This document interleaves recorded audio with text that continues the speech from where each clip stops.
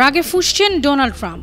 এক সময় যে ভারতকে তিনি নিজের ঘনিষ্ঠ মিত্র ভাবতেন, সেই ভারত আজ তারই শত্রু চীনের পক্ষে। পরম বন্ধু ট্রাম্পের কাছে দাগা খেয়ে এখন চরম শত্রু চীনের দুয়ারে ভারতের প্রধানমন্ত্রী নরেন্দ্র মোদী। প্রায় ৭ বছর পর চীনে গেছেন তিনি। গন্তব্য তিয়ানজিং শহরের সাংহাই সহযোগিতা সংস্থার সম্মেলন। উদ্দেশ্য শুধু পিঠ নয়, পেটও বাঁচানো। अपने संबंधों को आगे बढ़ाने के लिए प्रतिबद्ध है। एचसीओ की सफल अध्यक्षता के लिए मैं आपको बहुत बहुत बधाई देता हूं।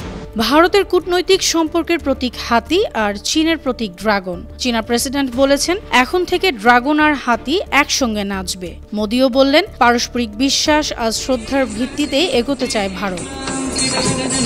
সম্প্রতি ভারতীয় পণ্যের উপর ৫০% শুল্ক নির্ধারণ করেছে মার্কিন যুক্তরাষ্ট্র।